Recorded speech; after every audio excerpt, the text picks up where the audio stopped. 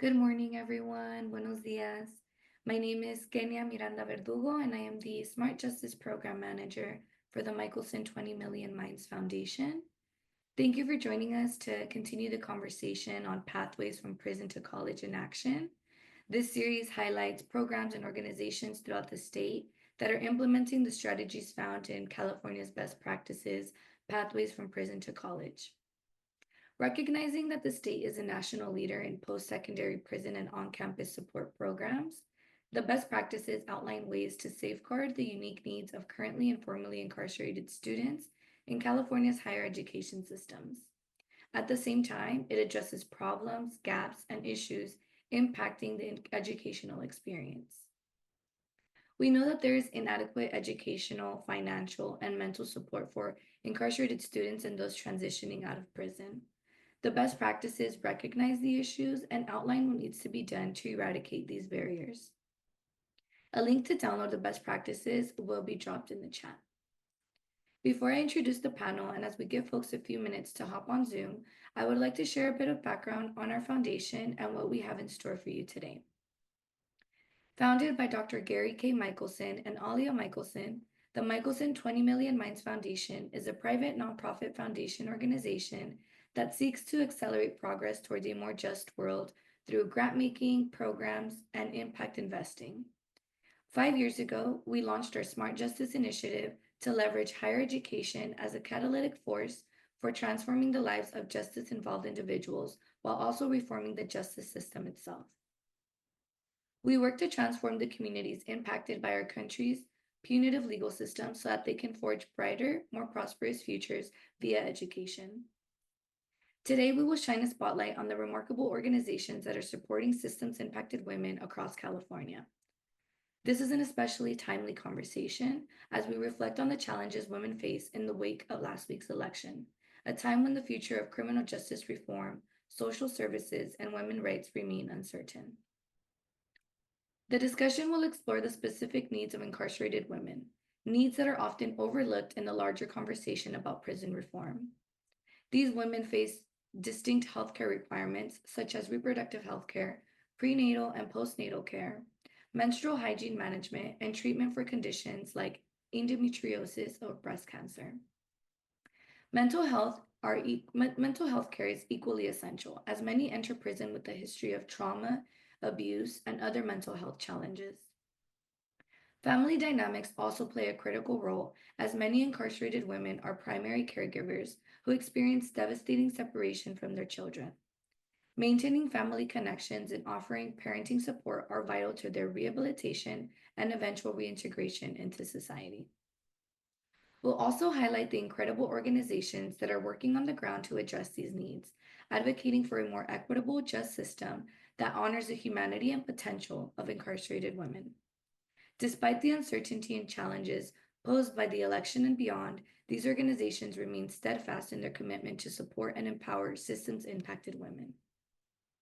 We hope this conversation will inspire deeper understanding and meaningful action to close the gap on the unique challenges incarcerated women face, and we invite you to engage with us in exploring how we can all contribute to this important work. As a note, before we get started, I would like to remind everyone that you will be able to ask questions via the Zoom Q&A function throughout the webinar, and feel free to use the chat function to connect with one another. We will also drop a link to a post-event evaluation in the chat so that you'll have it readily available at the conclusion of the event. Your feedback is very valuable to us as we plan future programming for our virtual learning series. With that said, it is my pleasure to now introduce our exceptional panelists. Please join me in welcoming Jane Dorotik, who is a registered nurse and healthcare professional with extensive experience in community mental health administration. After being wrongfully convicted and incarcerated for 2 decades, her conviction was overturned in July 2020. A passionate advocate for incarcerated individuals, Jane is a member of the California Coalition for Women Prisoners, the DA Accountability Coalition, and a founding member of Cure California. She serves on the board of directors for Californians United for a Responsible Budget and as a policy advisor for the Los Angeles Innocence Project.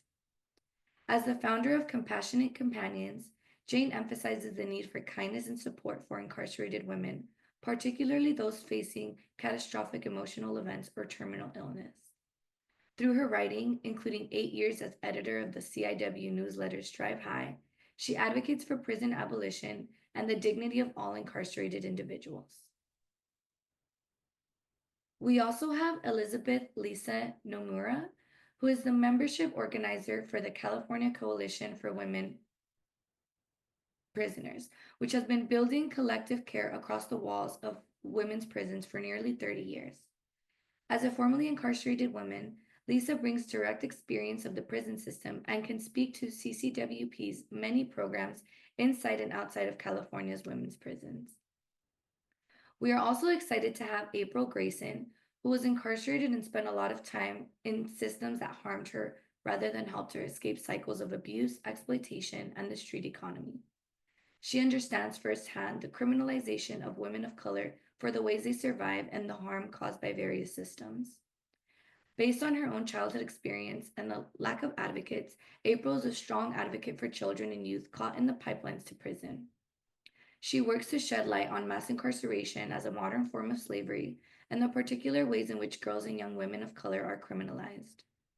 April's role is to build out Sister Warriors engagement and policy work and champion the bills we sponsor. And as we can tell, April is hard at work right now. We really appreciate you joining us. Thank you to all of our panelists for joining us today. We will now begin today's discussion with a few questions. And I won't be asking this to anyone specific, so we can all just join in, whoever wants to start off with answering the first question. So the first question that I will be asking is, what does a trauma-informed prison look like to you? I'm happy to jump right in, Kenya. I'm Jane Dorotic, formerly incarcerated, now an exoneree. And what a trauma-informed prison would look like. You know, I knew nothing of the criminal justice system before I came to prison. And like most people probably think, I thought these are people who have violated society's norms, and perhaps chopping up rocks is, will get their attention. How naive I was, how very blind I was. I want to live in a world where no human being, even those who have committed significant harm, are considered disposable. A world where those who do harm are helped and empowered to heal and create safer communities. That's the kind of world I want to live in. And that is the world that a trauma-informed prison would look like. Except I would never call it a prison. I absolutely am a prison abolitionist. It would be a location, a place, an environment where people are helped instead of now being subjected to state violence after all of the other traumas that they've sustained in their lives. Our nation is obsessed with a punitive, retributive reliance on locking people away as a solution to public safety. Here in California, we have swayed so far away from a goal of public safety as the main criteria for putting people in prison. We impose lengthy, draconian sentences on the front end in the spirit of punishing as opposed to helping. Then we delay release from prison through enhancements, through parole practices, as if that will keep us safe. What it really does is siphon funds away from community programs and supports that could provide real public safety. A trauma-informed prison would provide non-carceral, non-punitive form of accountability. And accountability is very important because too many women don't understand the trauma that they've sustained throughout their lives. If they grew up with it, it's their version of normal. Built into that would be safe and affordable housing, accessible, reliable transportation, increased employment opportunities, affordable health care, mental and physical drug treatment. That's what I would see as a trauma-informed environment. And I'll pass it to my esteemed peers. So I don't, you covered so much, Jane, that I think it's kind of a hard act to follow. But I think that when we understand the traumas that lead people to prison, and we see people as whole people, and we are making sure to educate the government officials and the staff and the police and everybody who's who's encountering people, we will be able to see people humanely, treat them with dignity. And I think that that's the thing that we are truly lacking, is understanding that prior to prison, prior to people encountering systems, they have encountered, specifically women have encountered so much abuse, so much trauma, have survived many systems prior to the prison system, and we're not training the people who are their guardians or who are in control of their day-to-day living, and how to treat them in a humane way. We're training them that these are prisoners, that these people deserve punishment, that these people need to continue to suffer. It's a us against them mentality. And I think we need to move away the us against them mentality. Stop doing things in name only, because like we have these things called the California model, and we have all these different monikers that are CDCR, California Department of Rehabilitation, which are in name. We need to start doing things in deed. And I think once we start doing things in deed and in action, and leading with love, and leading with just doing the right thing by people, I think that we will get to a place of trauma informed um reactions, because we need the trauma informed reactions, the trauma informed way of doing things, trauma informed responses. And then also, as people who have been harmed come into contact with a trauma informed way of doing things, they too will be able to grow, they too will be able to heal, they too will be able to treat themselves with a different level of respect and decency as well. So I think it starts with, how are we training folks and how are we seeing people? And dignity will go a long way if we start with dignity. Yeah, there's really not much I could also add to Jane and April, except to say that the violence to prison to violence pipeline, in addition to the trauma to prison to trauma pipeline, is intact in such a way that is so harmful and so debilitating, so destructive. And so to envision a trauma-informed institution at this point is very hard to envision in this present way that the current structure is. It would definitely have to be a total uprooting, a total dismantling. And this is the type of work that we all in our coalition organizing and advocating, we do. And the work is hard. It's very lofty in the visions that we place out there in the work that we do. So if when you asked the question, I had a joke in my head in the back, and that was like, what does a trauma-informed prison look like? It looks like a closed one in the current structure. It looked like every single one not there, and just redone in exactly what Jane said. And it doesn't look like institutions. It looks like places of care and places of rebuilding of people's lives from situations that happen in people's lives when life happens, because it happens and no one is exempt to these things.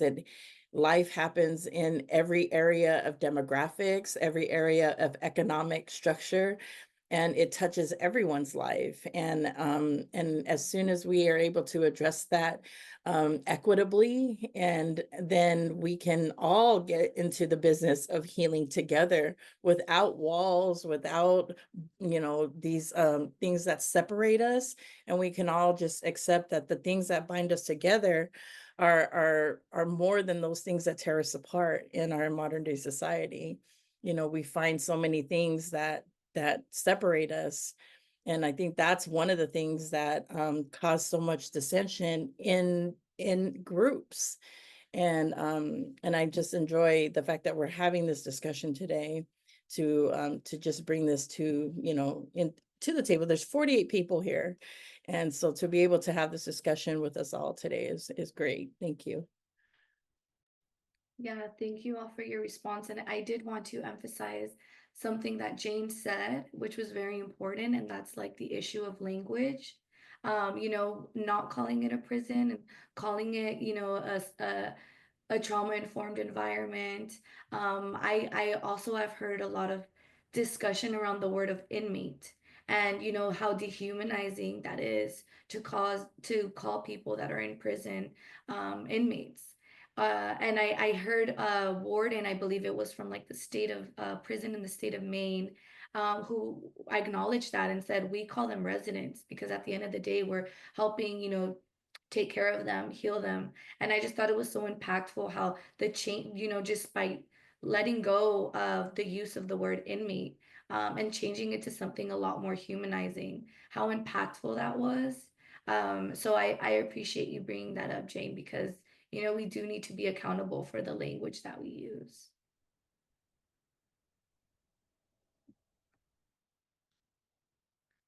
Moving on to our next question. What are the unique needs of the female prison population?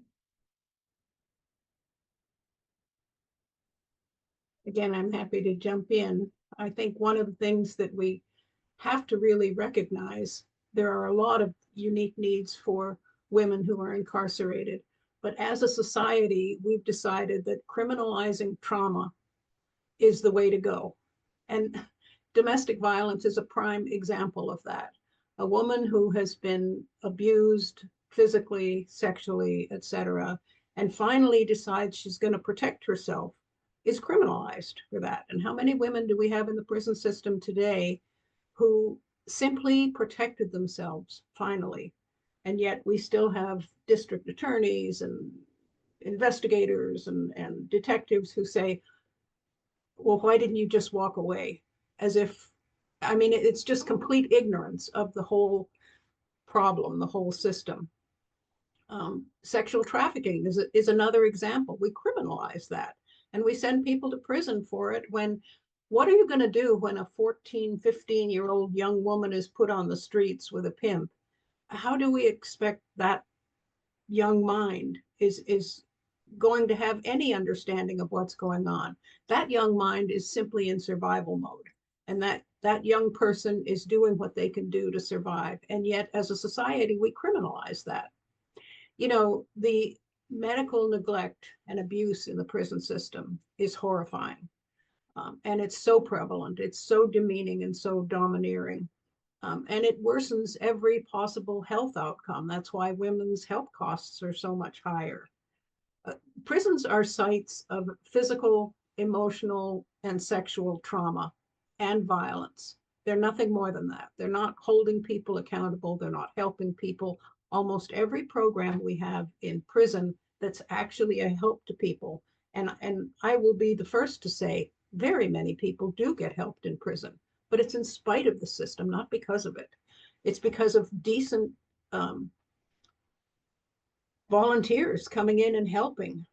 And in particular with women and health needs, and the impact of incarceration extends in a much more profound way to people's families and communities. We have dependent children who are now in the foster care system because their mother was sent to prison for protecting herself against domestic violence or those sorts of things. So the unique needs of incarcerated women, particularly all of the shame and guilt that they often feel from the abuse they've suffered years before, is never addressed or considered. In fact, it's enhanced in the prison system with such a punitive approach. And I'll leave it there and ask my peers to jump in. Thank you, Jane. I just want to highlight that most people who are in the women designated facility have reproductive systems that need a specific amount of care. We need menstrual supplies, like it's just things that we need inside of these institutions. And a lot of times we're not met with dignity in how we acquire the things that we need. This also is a system that has been giving out hysterectomies and without people's knowledge or consent. This is also a system that dates back to, if we think about the history of gynecology and the doctors who were performing medical procedures and hysterectomies on women's bodies, specifically Black women's bodies, without any type of anesthesia, because it was said that they didn't experience pain. This is the same system that we're still living in. Like we're not that far removed from the godfather of gynecology performing these atrocious surgeries on women's bodies, because just recently, within the last few years, there's been lawsuits about these hysterectomies and people coming forward who did not know that that they have experienced these horrific procedures. And so I just want to highlight we're not far from that. And prison isn't designed specifically, like when you look at Alcatraz, the structure of Alcatraz and the way that the cop shops are set up and the cells, we're still in that same structure. And what's so astounding to me about Alcatraz was built for the worst of the worst of the worst in the country. Yet these same structures, these same beds, these same cop shops, these same everything is in the women's institution as well. So there's nothing that differentiates one from the other, although and not to say that men shouldn't be treated with respect and dignity as well, because they deserve the same respect. Everybody does. It's a human right. Yet we do not take into account the difference in the woman's body, the difference in the structure of the woman's body, or the history that has been plaguing our systems and how we treat women and their bodies for years. And it's still playing out. We're not far removed from that. And I will pause and not allow, but know that Lisa has something important to add to this conversation. Yeah, at this point, their voice is very much crucial, and the allowing their voices to be heard is very much needed. I think more recently with the reparations, so the reparations for those that have been experienced forced sterilizations has given those survivors of forced sterilizations the opportunity to receive compensation for the forced sterilizations that they have experienced. However, the process was so has met so much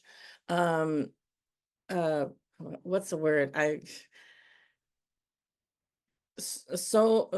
There was so much hindrance in the process, and so many like carve outs for those that actually were that were sterile in other types of procedures, that were like what's called ablations, and so those people that were experienced that had ablation procedures, which were not considered sterilizations by the reparations board, were denied compensations. However, they were not able to have children after having those procedures done, so they were denied compensation. And the reparations time frame for those funds had ended, and so all of those people were denied their ability to receive compensation, and that was horrible. So one of those people took that to court, and they were found in favor of their plea for justice. So now the reparations has been reopened, and now all of those people, because of that being found in favor of, has been reopened, and now those cases for ablations have now been reopened and for compensation. And so I say that to say that it's important for the voices of those that are that have experienced these injustices, just like this, and those who have, and the people that have stood up and said, we don't want to continue to experience the indignity of having to ask a male officer for our monthly menstrual products, and the indignity of that. And so it's important for the voices of those to be heard in a way that's also dignified, and that they should be able to stand up and speak openly and be heard. And so it's important also for the voices of those inside to be heard with dignity as well.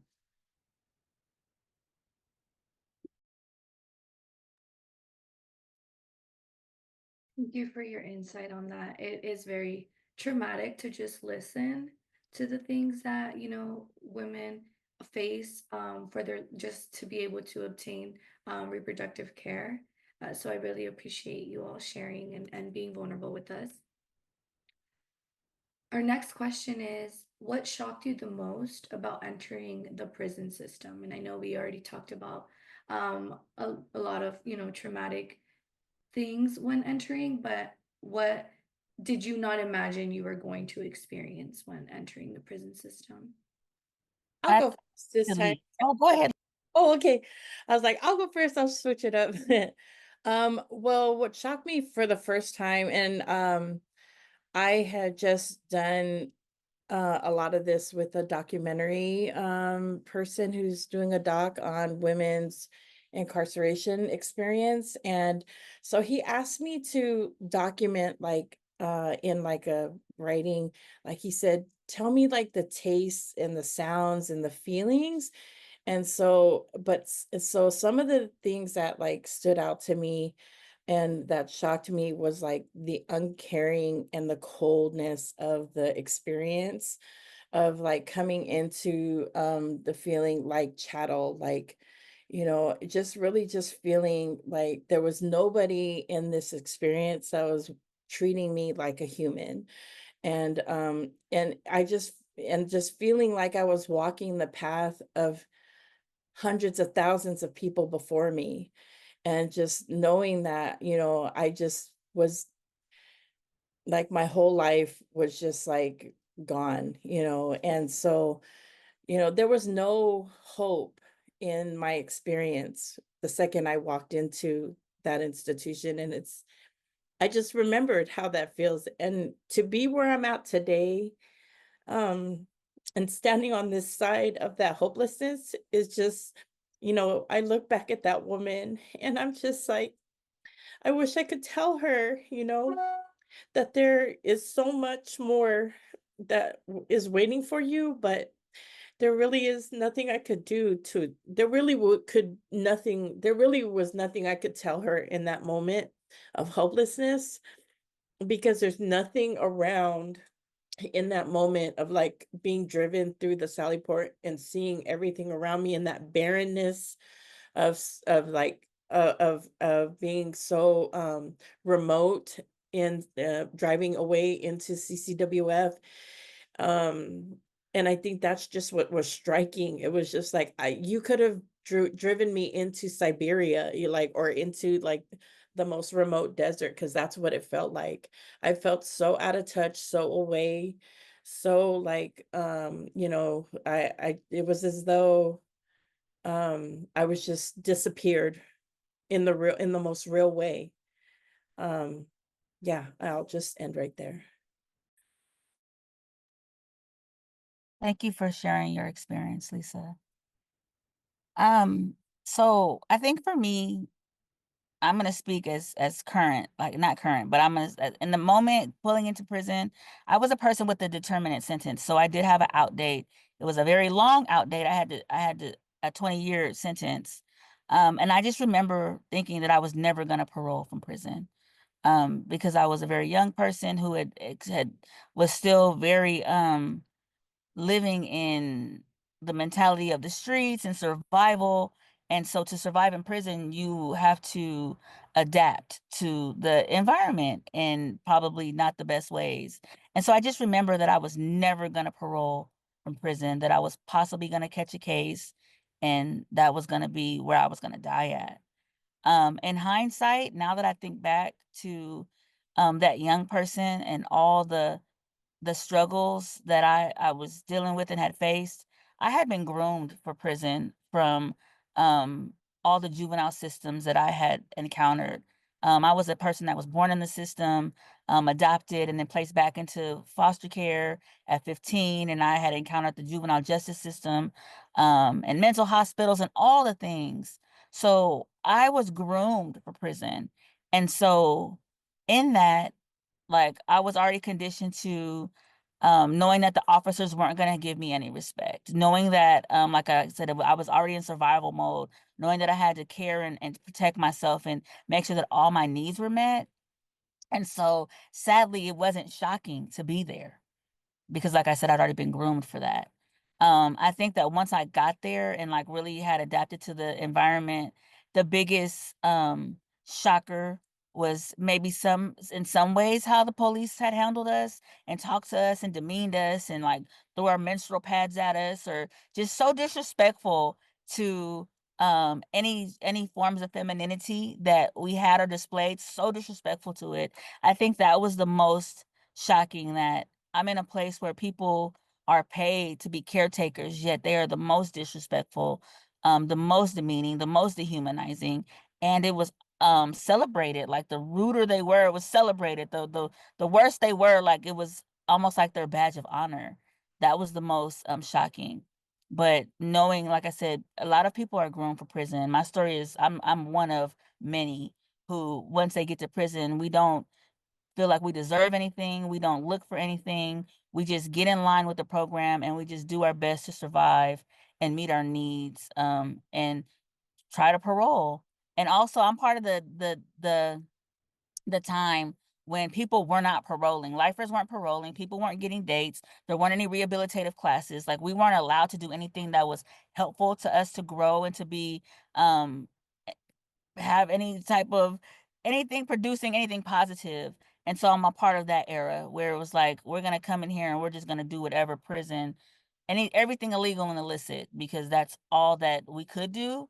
And so now looking back to like also being a part of the generation of people who did bring in self-help and who was a facilitator and who did everything in my power to be the person that you see in front of you.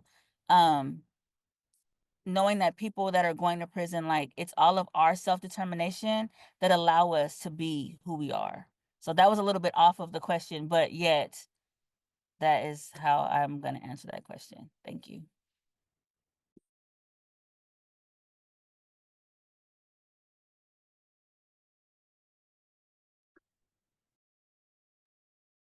Sorry there for a minute. I couldn't get myself off mute.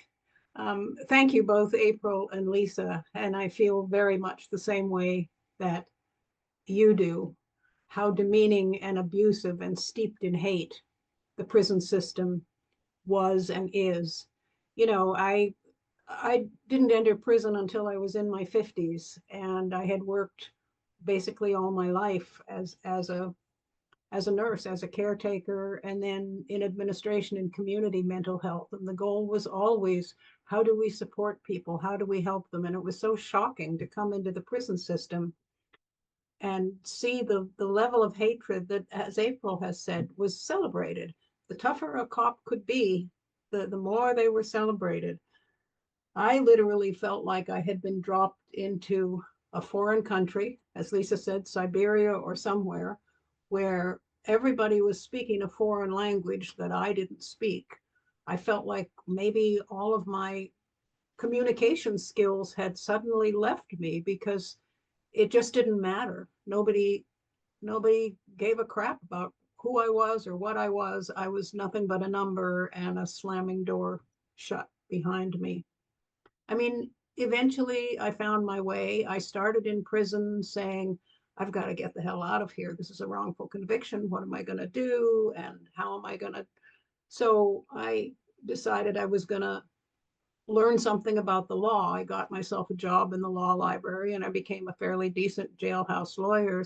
And through it all, my effort, which started as self-preservation, this is what I'm going to do for myself and get myself out of this place, it grew into, this is the sickest society I've ever seen, and we've got to change this. This is not what we want in our world.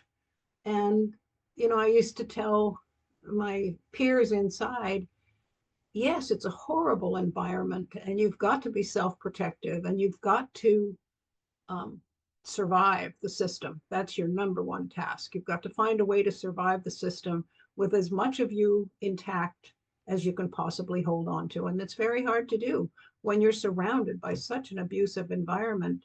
It affects you, even if you think it doesn't. It definitely affects you. And so, you know, post-incarceration syndrome is very real. But I also used to say, you know, just based on our sheer numbers, we can have greater control over the culture if we're kind to each other, to ourselves. Um, the environment has got to eventually respect that. And it's hard to think of because I'll give you an example as both April and Lisa have mentioned, the level of abuse and the things the cop used to say. When I was first incarcerated, I was up at CCWF, and one of the cops would regularly announce over the loudspeaker out onto the whole yard, so lieutenants, captains in the program office could hear him. And he would do this regularly. He would say, "Ladies in front of 506, start moving and stop passing gas. You're attracting flies." And that would be his statement out over the loudspeaker. Never once did I see a lieutenant or someone walk down and say, "Hey, you know, you really shouldn't say that. That's really," it just, he was well rewarded as a cop. And that was the mentality. And everyone thought it was funny, you know, all his cronies. So I agree that the kindness you find in prison is based on women helping each other, women supporting each other, women wanting to, you know, how can we get some kind of programming in here? And if it weren't for that, it would be way worse.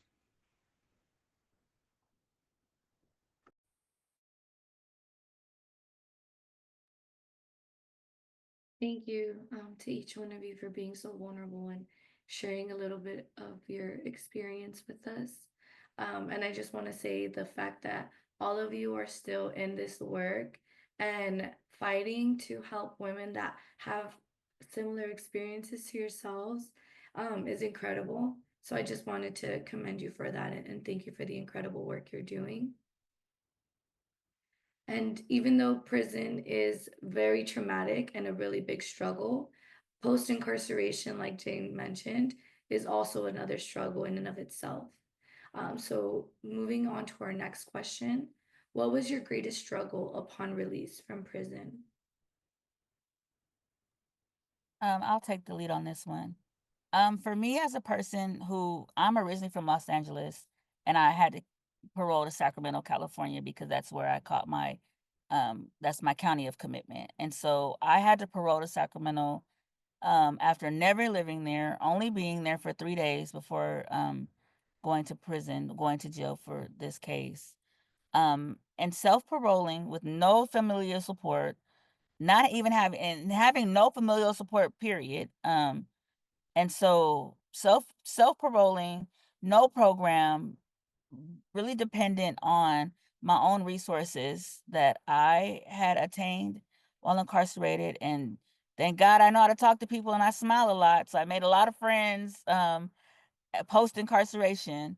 And so really just depending on myself. Parole didn't provide a bus pass, a clothing voucher, nothing. All they did provide was the classes that I had to take and the meetings that I had to be at. They added to a schedule that I didn't even know where I was going to work at or what I was going to do to survive or where I was going to sleep at. And all they did was add a burden to me.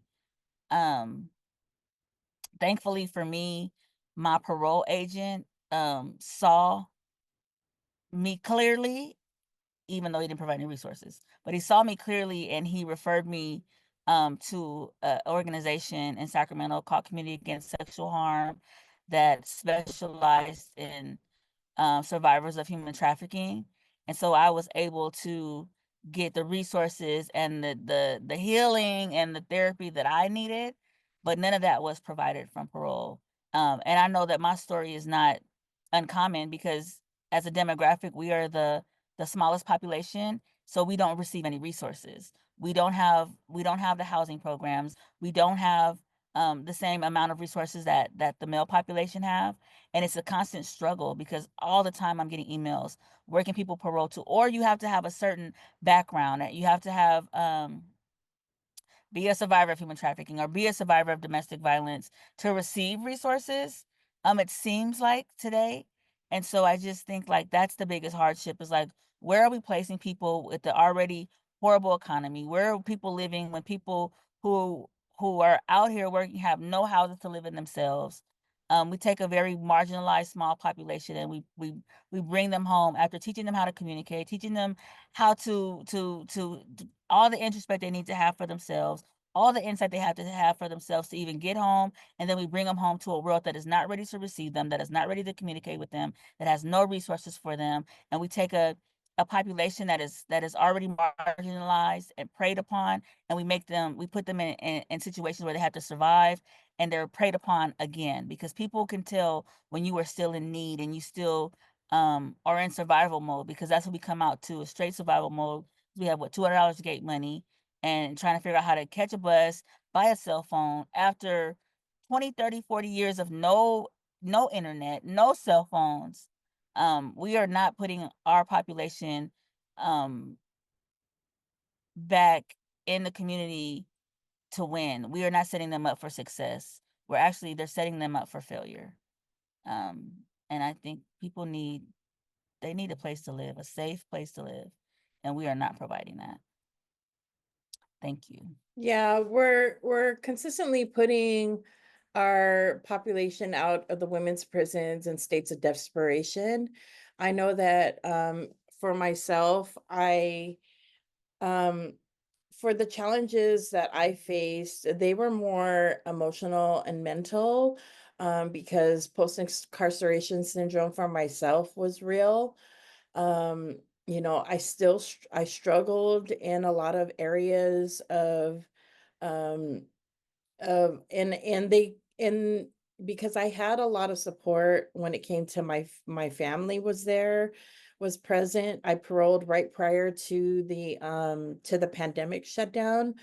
Um, but I found that a lot of things that snuck up on me I never could guess that walking into a Walmart in a full, like, with a bunch of people was going to send me in like a panic mode, or that wait, like 1,000 choices in body wash and hair and shampoo and conditioner was going to be like overwhelming, or not knowing what you like is just like, frustrating. And so or going shopping in a clothing store and not knowing what is good, and is frustrating. But I think that what I noticed within my community is that that I had a determinate sentence and was not forced to go into a transitional housing. But for those that have to, that are mandated, that have life terms, or that are forced to go into these settings that have parole in states of desperation because of these, because they parole with $200 gate money that doesn't even buy a burger and a bus ticket, two steps out of the prison gate. And so they go into these very few programs that are slated for those that come out of women's prisons.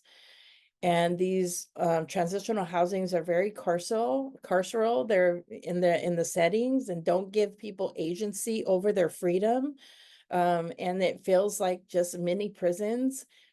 And it makes people coming home from prison feel very stifled, and every dream that they had coming home from prison is squelched at that point, because they thought that freedom was supposed to be liberating, and they feel very much not liberated from prison because their monies are being taken. Any little bit of money they receive from social services is being taken, from their EBT to their GR to any gifts that's taken. And it's unfortunate that some of these programs are doing that to them. And so these things have to be addressed. And but yet there's very little out there in foundational funds that are willing to stand by people that want to create programs to fund folks that want to create more abolitionist type and collective care type transitional programs to house folks that just want to have agency over their freedom. and just take a step out and have dignity when they come home. And so it's just far and few in between. It's so difficult to see our people come home from women's prisons, women specifically, and just struggle. It's just so hard. There's, it's just so hard to see, the disparity between the two demographics. Like, men come home and just people are just like, there's like balloons and banging the drums at the gate for them, but the only people that are standing at the gate for our people is us.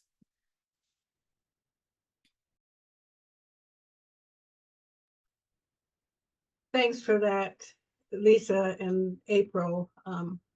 So much to be said about reentry and what's needed there.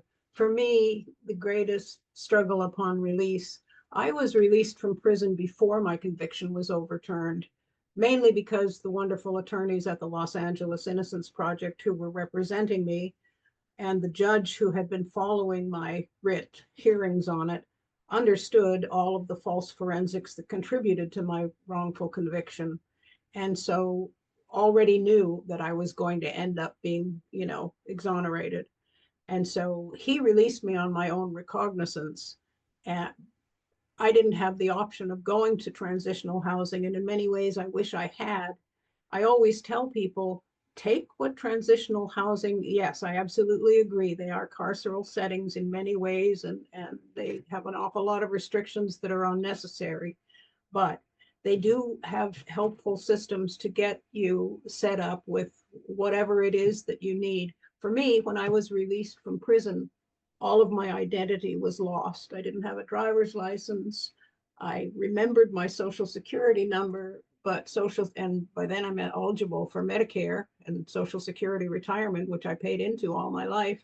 But they're telling me, oh no, that number doesn't match that you've given us. It doesn't match your name. And let's see, we saw that you took out a loan in 2019 for a new home. No, I was in prison in 2019. So my identity had been stolen. So I had to work to get that reinstated. Simple things like getting a driver's license were a real challenge for me. Fortunately, I had very good family support. I was able to live with my sister. But all of those struggles were hard, not to mention you've been in this particular environment. Everything is shocking. Loud noises still give you the starts. And, walking out on the street, going shopping, I could get almost, oh my gosh, this is just not okay. I better go back inside quick. Something is funny here. And that's what 20 years in prison does to you. And so you've got to consciously work to overcome that. So that was my particular greatest struggle. I wish I had access. And now many wrongfully convicted people are able to access transitional housing and other things. And so that's an advantage that I would want everyone to have at least the advantage of, even if you're only in transitional housing for 3 weeks. And I hate the idea that many transitional housing says this is a X month program. It's all individual. It should be individual. Take what they can give you and then let the rest go and get out of there, get on with your life. I want to remind the audience that we do have a Q&A function, and it is a time where we can now open it up for the audience Q&A. So I will finish with one last question while we wait for the chat to pose questions in the Q&A. So the final question that I have is, what do you hope to see for the future of supporting incarcerated women with rehabilitation? What kind of in-prison support, reentry support, program support do you hope to see for incarcerated or formerly incarcerated women?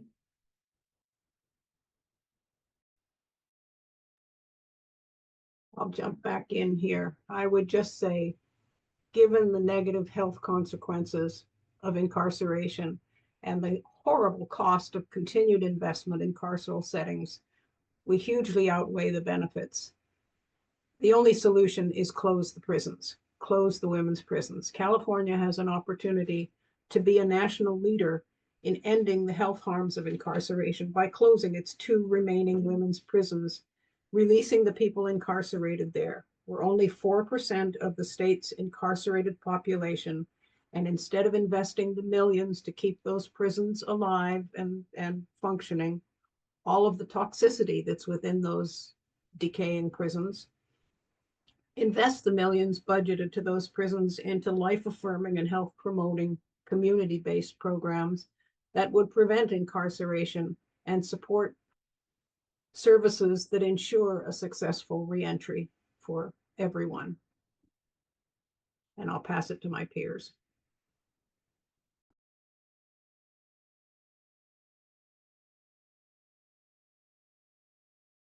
Yeah, I'll go ahead and piggyback. Yes, I agree. Closing the women's prisons sounds like a very, very lofty dream and utopian and nature, but um, you know, as much as it sounds very lofty, it's actually very doable in terms of demographics. If we started in the area of our elderly, and we started with those that have been serving lengthy terms and that are sitting there languishing away outside of the interest of justice, that demographic alone is huge right now. And I'm here in Sacramento, and we just did a whole clemency rally, and with all of the names of all those in the women's prisons that have clemency applications in the governor's office. And these are our friends, these are our sisters, these are our siblings that are in the 2 women's prisons that have been doing just you name it. They've done 3 times the work I did to get free, or to be prepared to be free. And this is without any avenue to ever coming home. And for them, and yet their work is contributive to other folks coming home.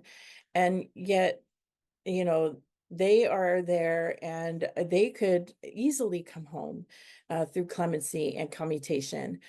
And then there's, other folks that are doing also great work. And if we just look at that, alone, we have those that are sitting there that need mental health care, not incarceration. And we've long since been using the prison system as in replace of mental hospitals for decades in this state.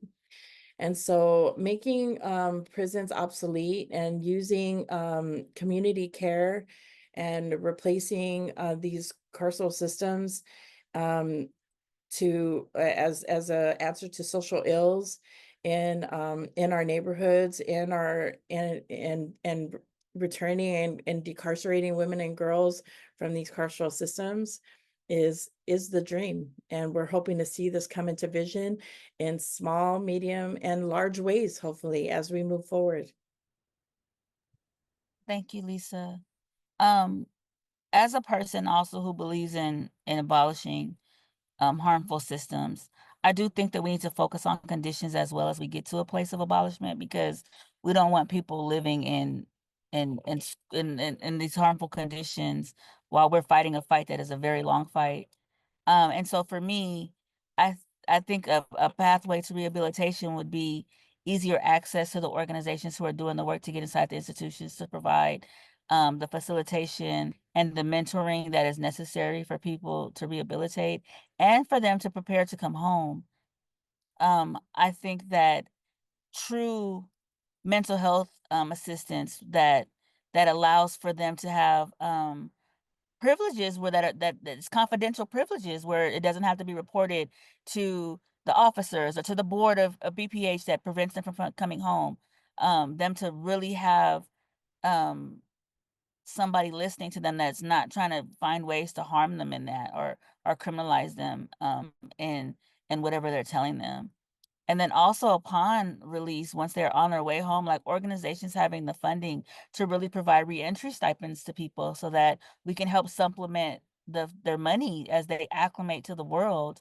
Kind of like a hands-on navigator to, to ensure that people have all the support that they need. Because as Lisa mentioned, like a soda machine is traumatizing when you come home after you haven't, like, I remember going to Burger King and trying to figure out how to get the soda to come out the machine. I had no clue, and you don't know how to ask the people around you. And so having people who are ready to step in to provide hands-on assistance to our population. But I really think access to them right now is the issue. Like, we're an organization that has been legislated to go inside the institution, and we are still struggling to get the actual access that we need in a way that is meaningful. So just the barriers that organizations are having, getting are the barriers that organizations have getting access to provide true rehabilitative support. I would love to see that gone. Thank you, April. I will now move on to one of the questions from the Q&A. The question is from Kate. They say, I'm currently creating a social/emotional program for women reentering society. What do you think is the most important thing we can do to help our women to prepare for reentry while they are still serving the end of their sentences?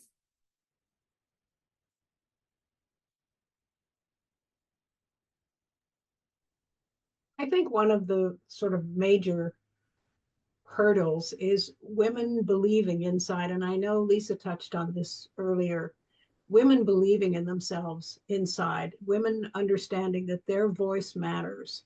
And particularly, I would encourage anyone coming out of prison to be able to work with organizations. Both Lisa and I work with the California Coalition of Women Prisoners, and I think we both work with several other organizations. It's such a healing community that was absent for 20 years in prison. And that's terribly important, to have access to a healing community.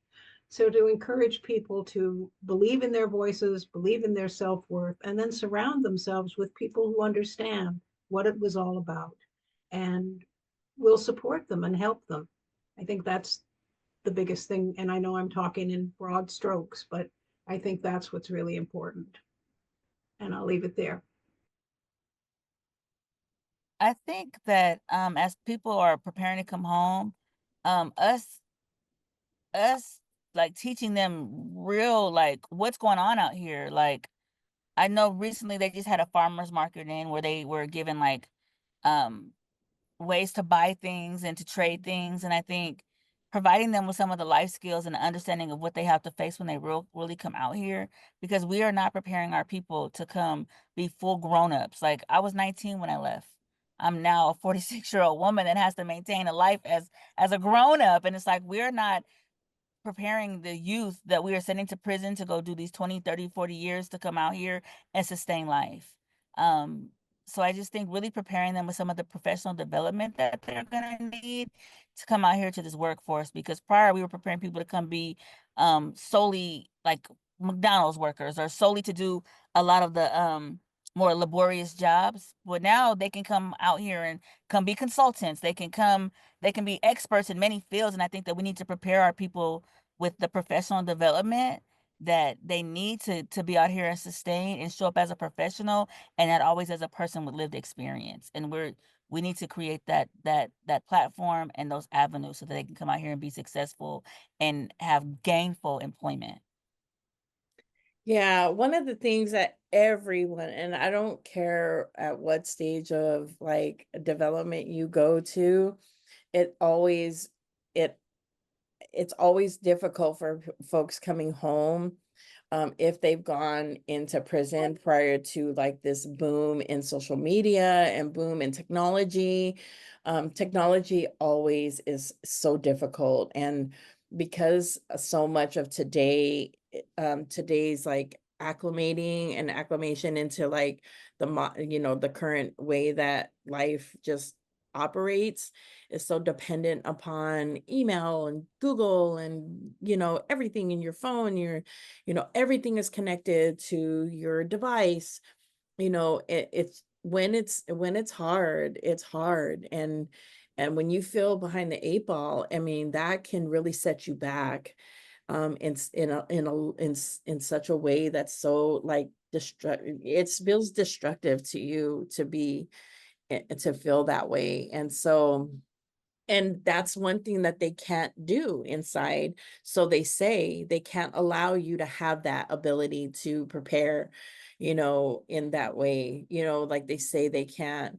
But, I just wish there was a way that they could have that ability to prepare us inside, more like in real time, because people would feel way more prepared, than they do now. I think if they had more real time, more hands-on, in touch, like experience, then because people that have contraband cell phones shouldn't have the leverage over other people that don't ever do that. It just shouldn't be like that. People who's never done that should not be behind, just because they've never done that, never had that experience of, being, having that like, that, kind of, touch with the outside world.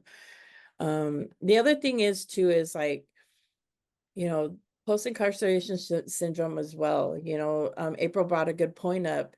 When she went in, she was very young, and coming home, people see her as the age that she is, or well, not really, because my girl looks very young for her age. Snaps. But they look at you, but very much, developmentally, and in maybe the age, you feel very still kind of like you're young inside. You're still trying to catch up to the world, emotionally, as you're developing from on the inside. You still feel that little girl that you were when you went in, and so a lot of that has to still be cared for, and you need support in that. Like there needs to be there needs to be care about that, and not enough care out here for not just the women who come out, but the men too. Imagine being a grown-ass man that went in at 17, and he throughout his whole prison term, he's tatted down from head to toe, and he looks hard, but really he went in, he was a 17-year-old boy, and now he's this hardened like dude from prison, but really he could be no further from that deep down inside, but now he's out, he's 50, and so I see that a lot too in that area. Thank you all.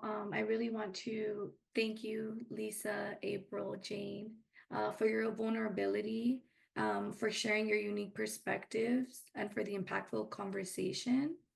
I would also like to extend our gratitude to everyone in attendance for your active participation and commitment to serving incarcerated and systems impacted women, students, and communities. If you haven't had a chance to complete our post-event evaluation, we will post it in the chat again. We'll also be sharing the recording of today's discussion on our YouTube channel, the Michelson 20mm Foundation, by tomorrow. You can stay engaged by signing up for our newsletter at 20mm.org to receive news and updates about our Smart Justice Initiative, as well as our other events and programs. And again, I just want to thank you all for taking the time to join us, and I hope you all have a great rest of your day.